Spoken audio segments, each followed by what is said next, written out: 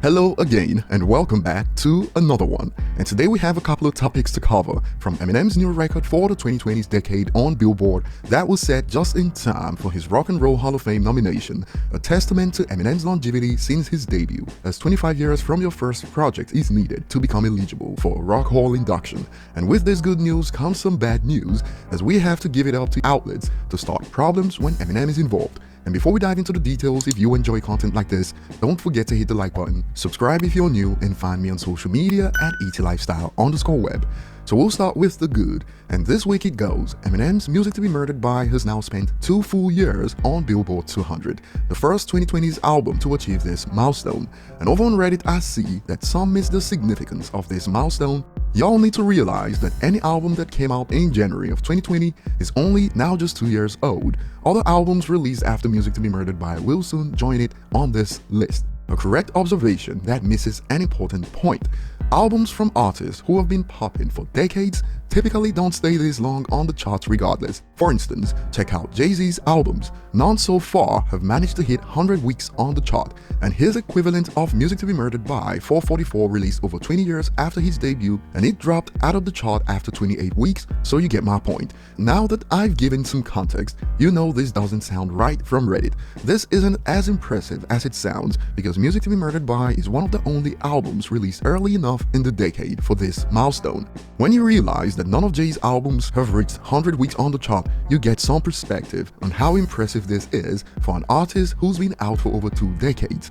People get so used to Eminem doing impressive things that now they downplay the, in quotes, small wins, and a user said it straight in reaction to this. It's one of the only albums that's eligible for this stat, laughing my bum off. To which a user responded, yet some major albums released after Music to be Murdered By already leaves the chart multiple times, like After Hours. Even Tyler's last album left the charts more than Eminem's Music to be Murdered By, despite releasing later. It's 31 weeks for Planet Her compared to 25 weeks for his. So just because Eminem released in January doesn't minimize this feat. Circles from Mac Miller and Manic from Halsey all dropped on the same day Music to be Murdered By dropped, but who got to 2 years first? Eminem, with an album 2 decades after his debut. This is as impressive as it gets. Moving on to the next topic today, the double standards are out once again when it comes to Eminem thanks to the latest nomination he got.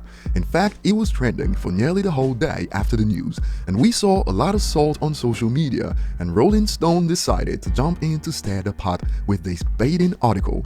The question isn't whether Eminem deserves a nomination to the Rock and Roll Hall of Fame, it's whether he should be voted in ahead of all the other deserving hip-hop pioneers who just so happen to be black. And the headline goes, Eminem's nomination highlights the Rock and Roll Hall of Fame's hip-hop problem. Notice Jay-Z was inducted last year. We didn't see articles pop up like this about Jay-Z when Jay-Z got in before legendary rappers who had over a decade head start on him. But it's a problem now, and I'll give you some points that highlights the colossal hypocrisy at play here. But first, in reaction to this, a user states, there's plenty of rock and metal bands that are in the Rock and Roll Hall of Fame that are influenced by other rock and metal bands that aren't in there, so this isn't a race problem. It just shows how messed up the Rock and Roll Hall of Fame is in general. Notice how this directly applies to Jay-Z, who got in before those who influenced him. And another adds, Jay-Z was voted in last year, which was his first year of eligibility. Did you guys write an article like this for him? No, you didn't. We've had only one megastar white rapper in 40 plus years, and he outperformed every white artist this century, not just rappers, so get over it.